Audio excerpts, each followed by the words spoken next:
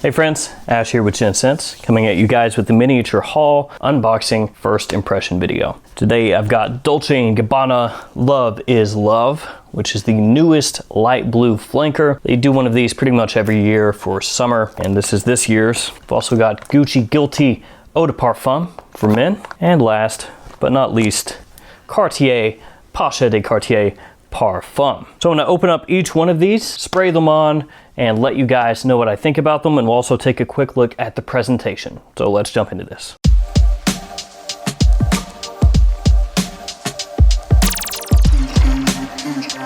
So these two fragrances, Dolce & Gabbana Light Blue Love is Love and Gucci Guilty Eau de Parfum, I bought from Sephora. So these ones I had to pay full retail for. And this one, Pasha De Cartier Parfum, I bought off eBay. So got it at a little bit of a discount. This one I have heard good things about from my friend Manny at Cascade Scents. He says it's really good. I've never smelled it. And these two, no clue. I've stayed away from reviews on these. So my hopes are high, but we'll see. I guess first up, let's open up this one. Light Blue Love is Love. And there's even a little sticker at the top with the heart on it. Like I said, this is the summer flanker to Light Blue that they do pretty much every year. The last couple I've not really liked. Light Blue Sun I thought was forgettable. Light Blue Italian Zest I thought pretty much sucked. I know this one has an apple accord, and it also has a gelato accord, kind of like ice cream. And this is one that I have covered on This Week in Fragrance, but I've never smelled until now. Here's a quick look at the box for Love is Love. The little heart there. Nothing on the top or the sides other than that little piece of a heart. Quick look at the back and the bottom with your batch code. And here's a quick look at the bottle. Gonna look very similar to you if you're familiar with the light blue line and the summer flankers that they've had in the past. So one of the issues that I've had with some of the more recent releases in the light blue line, their summer flankers, is that the citrus used oftentimes comes across just cheap smelling, shower jelly, sometimes even astringent. It's not that good. So hopefully this one's a little bit better. Let's go ahead and spray it on. Let that settle for 1 second and then we'll give it a smell. So there's bergamot, grapefruit, and mandarin orange in the opening, along with Granny Smith apple. So a lot of fruitiness, a lot of sweetness. That's what you would expect. It's not as astringent as some of the ones that have come before it. Again, Italian Zest and Sun. This one has a little bit more of a creamy kind of vibe to it initially, though you do get a lot of that citrus. It's just not quite as sharp as some of the light blue flankers or light blue summer flankers have been in the past. This one smells pleasant, smells nice, not super exciting to me.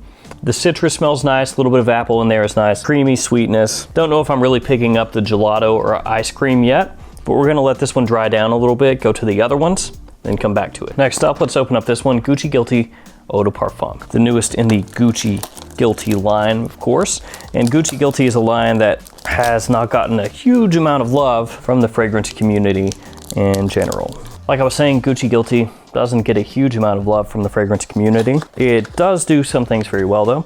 They are typically very versatile fragrances, unless we're talking about Gucci Guilty Absolute, and typically big compliment pullers as well. Here's the box for Gucci Guilty Eau de Parfum. It's got kind of a matte look to it. Nothing doing on the top or the sides. There's the back for you, and the bottom. And here's a quick look at the bottle. Also has that matte finish. Actually looks really nice in my opinion. Gucci on top of the cap there, and the bottom with your sticker, which is out of focus. It's nice. Got a different kind of feel to it. Not as shower jelly as a lot of the others in the line. Yeah, it doesn't immediately smell like anything else that I can put my finger on. So it's got an interesting opening here, and it's got interesting notes as well. Balsamic vinegar, salt, chili, and rose in the opening. That's the top anyway. Don't think I've ever seen that combination of notes before. Now it doesn't come across sour or bitter, which you might expect from the vinegar. It's just this little touch of like balsamic chilies almost, if that makes any sense. Maybe a little bit of salt, not too much. The florals are underneath everything else. So you get that touch of like powder from a flower petal, just a little bit. There's orange blossom in here, there's neroli, there's lavender, there's rose. So there's a lot of florals in here, but it doesn't come across like a heavily floral fragrance in the initial opening. And one other thing that I'm noticing is that it almost gives like a stickiness to your skin where you spray it on. So I sprayed it on right there in the nook of my elbow, and I can feel it when I move. It kind of sticks together, my skin does. And if I touch it, I can kind of feel where that is. It like very lightly sticks to your skin and has kind of like a little sheen where I sprayed that on. It's beginning to get a little bit fresher, but still is slightly dark. So the Neroli Orange Blossom, that combination is starting to come out. White flowers, typically going to impart a little bit of a citric sweetness to the fragrance, a clean floral feeling, a bit of freshness in there as well. Maybe an extremely slight, clean green feeling to the fragrance now as we head out of the initial opening of the scent, which would make a little bit of sense. Some of the fragrances in the Gucci Guilty line in the past have had clean green sparkle to them, Gucci Guilty Black, for example. That initial opening is more interesting to me than it is right now as it starts to head into the mid. And I think it's because in the opening you have that combination of notes that just doesn't even necessarily seem like it would work together. Balsamic vinegar, salt, chili, rose, and that creates this interesting kind of thing that I've not smelled before. Pretty quickly though, that does change out and it starts to go into cleaner, slightly green kind of fragrance that has not aquatics, but like this little touch of like dewiness to it.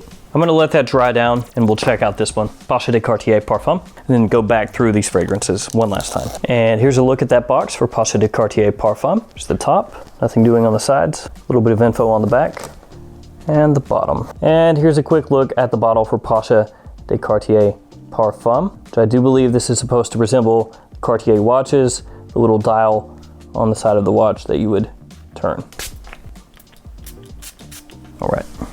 So in the opening, a little bit sharp, woody, ambery, a little bit sweet, like some resinous sweetness, rich, a little bit dense, prickles your nose a little bit in the opening, small animalic touch, just a little bit, just a little nuance.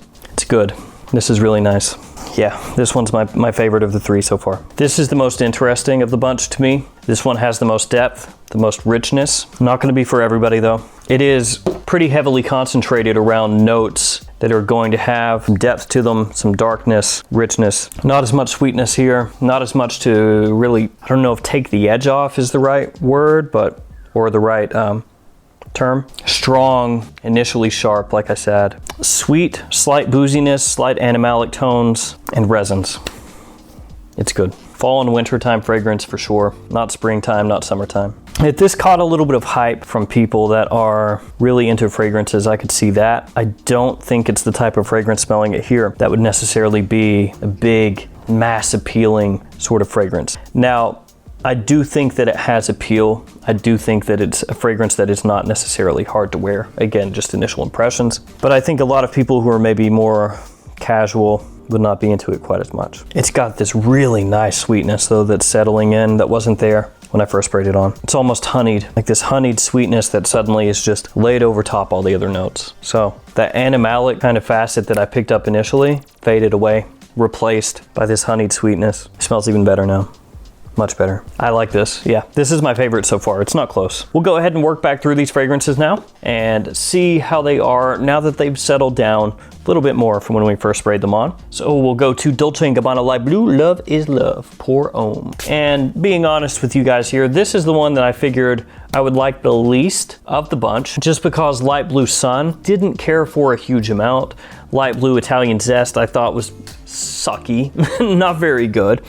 And this is now their newest summer flanker in the light blue line. And with the fragrances that have come out over the past couple years, I thought, probably not gonna be very good. Now that it's settled down a little bit, Light Blue Love is Love to me, and this is Pour Homme of course, is unisex. I think a woman could pull this off as easily as a man. Still creamy, still sweet. Not a whole heck of a lot of spiciness or anything here, just creamy sweetness, which I imagine is supposed to be that apple gelato in the mid. Vanilla in here, amberwood, easy to wear, very likable, but at the same time, not something that blows me away. I like it more than Sun, I like it more than Italian Zest.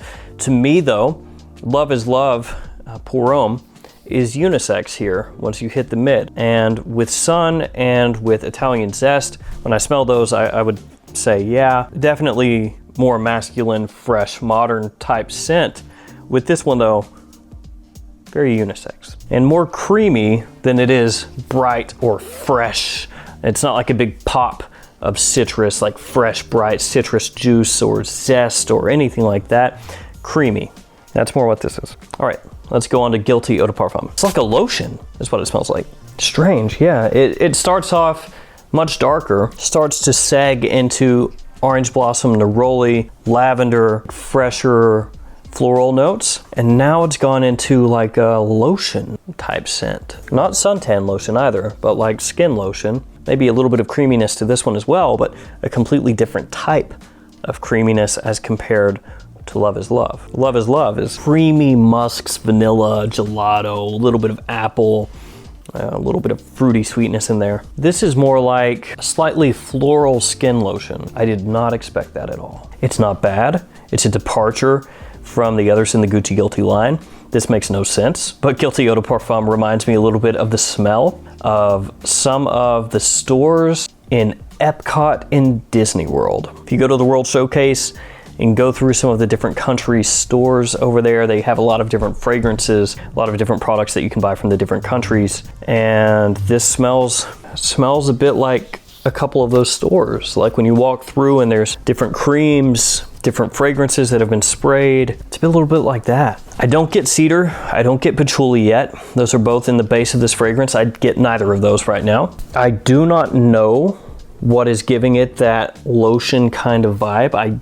Looking at the notes, I have no clue. It smells pleasant, it smells clean, not at all as dark as I thought it was going to be, especially in the opening when it was doing that, balsamic vinegar, salt, chili thing. I thought it was gonna go much darker, but it 180'd on me. Yeah, changed quite a bit. I do like Gucci Guilty Eau de Parfum here. I think it smells nice. Don't know that it blows me away necessarily, but this is pleasant in a much different way than I was expecting. I was expecting, like I said, something much darker, and this goes into lotiony, clean territory. Not too bad, not too bad. Oh, Pasha De Cartier Parfum is way better than each of the others though. Jeez, it's not close. Ooh, this is way better. Yeah, this has some smokiness that has come out now, and I love it. Fir balsam.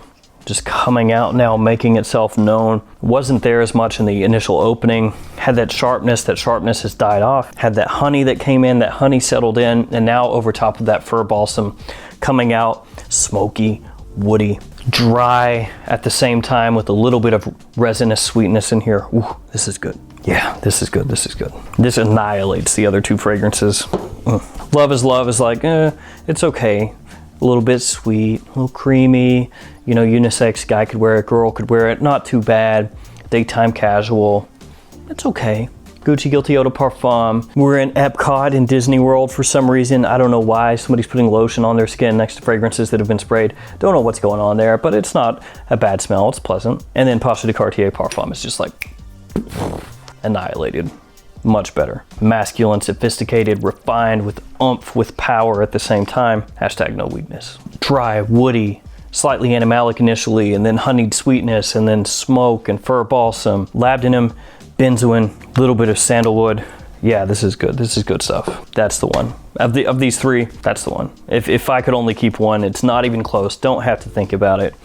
It's this one, Pasha De Cartier Parfum.